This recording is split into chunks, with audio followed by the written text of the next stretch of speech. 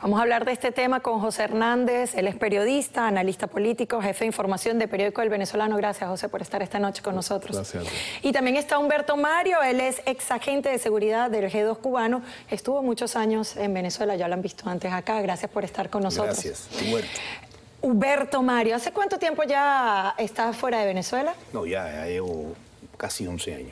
Casi 11 años. Los 3 primeros años del gobierno de Hugo Chávez, entonces lo viviste allí. ¿No ha cambiado la situación de la misión Barrio Adentro? No, es que cuando yo llegué precisamente pertenecía al grupo que preparó lo que sería ya después en el 2003 Barrio Adentro. Es decir, yo pude participar de la preparación del proyecto de lo que es hoy ya Barrio Adentro. Pero cuando yo llegué, no existían estas fugas tan masivas. Primero llegaron 599 personas, casi todos trabajadores de la salud. Después se fueron incrementando en la medida en que las gobernaciones iban solicitando la presencia de médicos cubanos. Pero esto es bueno hacer un poquito de historia en un minuto. Cuando yo estaba en Venezuela estaban estos primeros médicos, que aquí hay muchos de ellos también, no obstante.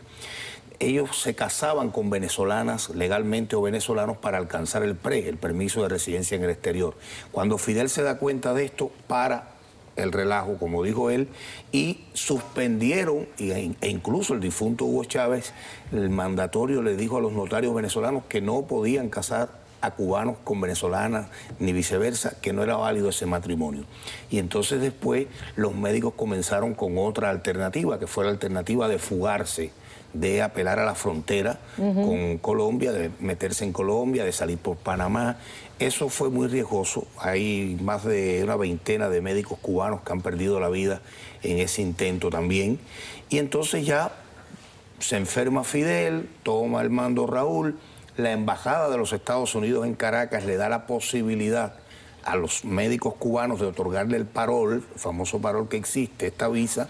Muchos se han acogido a esto, pero muchos también han sido capturados antes de llegar a hacer estos trámites a la embajada de Cuba. Hubo una etapa, estando yo y después que yo me fui, que se le recogía el pasaporte a los colaboradores cubanos y se le daba un tarjetón. Es cierto. Para que ellos no se quedaran indocumentados, pero así todo, los médicos han logrado escapar. También se les puso dentro del reglamento interno de la misión que si traicionaban, que si desertaban, su familia no saldría nunca de Cuba. Entonces así no hay un ser humano que diga, no me voy y dejo a la familia por detrás. Todavía hay médicos aquí sufriendo esa ley, aunque ahora han sido un poco flexibles, pero todavía tienen los hijos y las esposas o los esposos del lado de allá. Pero eso no solo ha pasado con Venezuela, ha pasado con los médicos que han estado de esclavos, porque no es otra cosa que mano de obra de la tiranía, en África.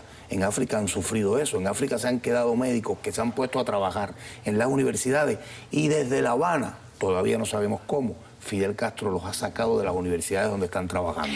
Bueno, pero a mí me llama la atención porque en aquel entonces y siempre en vida Hugo Chávez dijo que Cuba y La Habana y Venezuela eran la misma cosa, ¿no? Y se habla de casos de esclavitud moderna allí en Venezuela. Hay una realidad, José, tú la conoces porque eres venezolano, y es que hay una crisis hospitalaria que se ha incrementado en estos últimos años. No han podido solventar y ha sido peor la situación para los médicos cubanos, que más bien de ayudar a la población, son ellos víctimas del propio sistema de salud que quieren salir e irse de Venezuela. Mira, en Venezuela, desde el año 2002, a raíz de lo que fueron las misiones que se crearon para evitar que Chávez perdiera el revocatorio de aquel momento, 2002-2003, se ha presentado un ingente número de profesionales cubanos, entre médicos, monitores deportivos, profesores de educación de algunos tipos y algunos formadores políticos que han llegado a Cuba en diversas circunstancias. ¿Qué pasa en el caso de los médicos? Que le dan una misión muy específica que se llama Barrio Adentro. Barrio Adentro implica que tú metes a un profesional de la medicina en unos barrios inhóspitos, en los sitios más remotos, en las ciudades más complicadas y en los sitios más lejanos.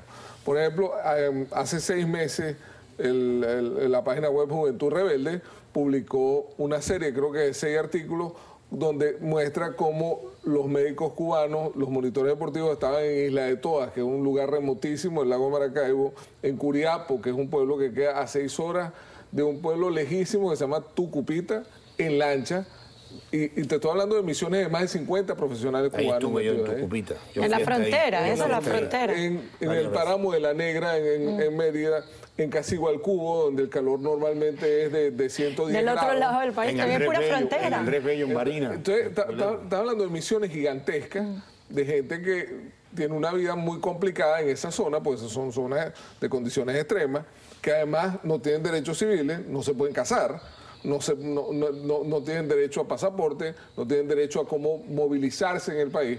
Estamos hablando de un proceso de esclavitud terrible, que están repitiendo en Brasil, muy importante. Sí, es esa esclavitud moderna de la que ha marcado Luciana, muy importante ese punto, porque, por ejemplo, desde el año 99 con la tragedia de Vargas, y fueron caminando los años, y tú estabas allá, el dinero no les llegaba, no le pagaban a los médicos. $6.000 supuestamente es lo que cuesta acá No por lo el convenio. Sí, pero no lo reciben, recibían 400 o 500. Si la alcaldía era no chavista, menos le pagaba. Pero yo no me voy a referir a eso, me voy a referir a la alcaldía chavista, que teníamos que andar por el grupo operativo de la inteligencia detrás de los alcaldes para que aflojaran los reales, para que le pagaran a los médicos. Mira, hay casos de suicidio de médicos cubanos que se han suicidado. El último fue hace 6 meses, un médico de Pinar del Río, se llama José Andrés, que acaba de suicidarse.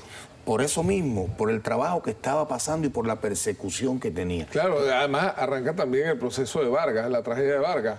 Ahí no se sabe cuántos se perdieron. Y además es un número que es una cifra indeterminada, porque uno no sabe cuántos llegan, porque llegan de manera subrepticia, uno no sabe si son... No hay ninguna cifra sobre ese tema. Entre el año 2000 y el 2003 diciembre, que yo salí de la misión, nosotros tuvimos información y fuimos hasta allí, de 5 casos de médicos asesinados en los cerros de Caracas. Bueno, porque no solamente los han designado en la frontera, sino también en donde, como lo decía al comienzo, la crisis hospitalaria es peor, donde no llegan los insumos para curar a los enfermos, como son en los cerros, en los barrios, en la zona, los cordones marginales, pero han fundado los CDI. Pero lo que y son nuevos y los han equipado. Claro, pero mira, en las farmacias de Cuba no hay medicina. En Caracas, por citarte Caracas, hay varios galpones, en Ruiz Pineda, por ejemplo, donde se almacena la medicina cubana que va al servicio de estos CDI. ¿Dónde está esa medicina?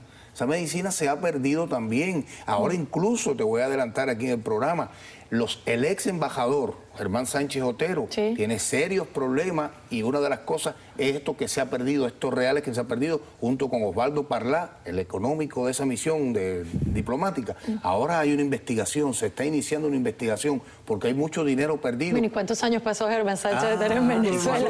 Más de 14, creo yo. Y ahí es oportuno que tú llegues al problema de Venezuela, que es un problema de seguridad que es terrible. Estamos hablando de 79 muertos por cada 100.000 habitantes, que es una cifra casi que récord en el hemisferio.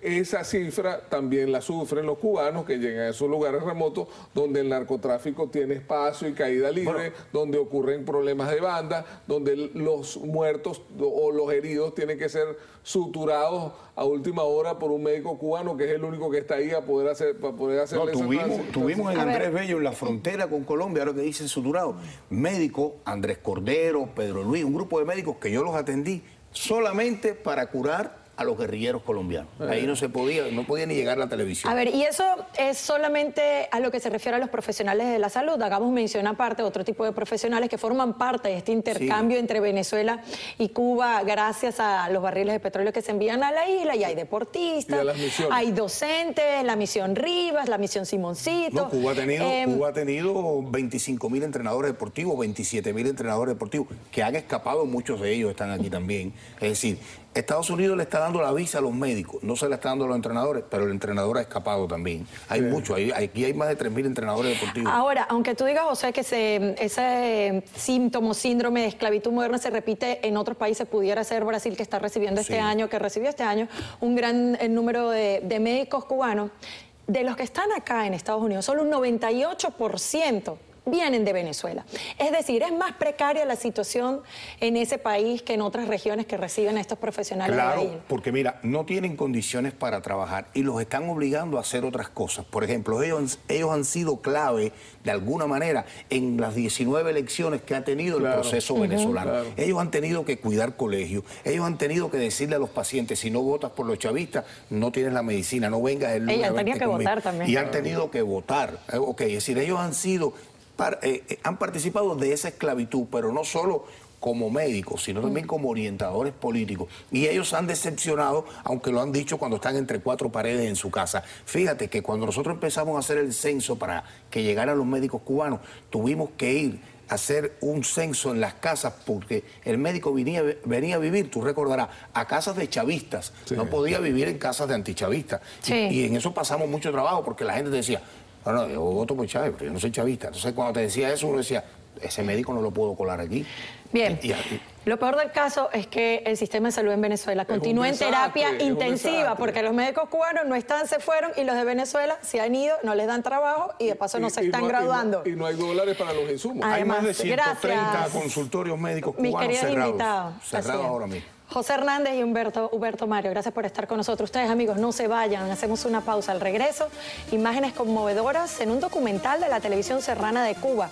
Ahí están, estos son los aguateros, los campesinos que aún surten de agua a poblaciones enteras cerca de la Sierra Maestra. Los dejo ahora con un reporte sobre una mente excepcional, una mente brillante, un joven cubano que se ha convertido en la calculadora humana más rápida de la historia. En el 2010, su nombre entró al libro de Guinness de Records como la calculadora humana de fechas más rápidas de la historia. Yusnier Viera pudo calcular en apenas un minuto a qué días de la semana correspondían 42 fechas entre los años 1600 y 2100. Ahora el joven matemático residente en Westchester es el único cubano entre los dos prodigios latinoamericanos elegidos para participar en el concurso Supercerebros, un programa de televisión en español producido por National Geographic que se grabará en Brasil y empieza a salir al aire en enero. El año pasado, Discovery Channel y la Universidad de Sussex en Gran Bretaña estudiaron el cerebro de Viera y determinaron que sus habilidades no eran innatas, sino el fruto de un trabajo dedicado y sistemático.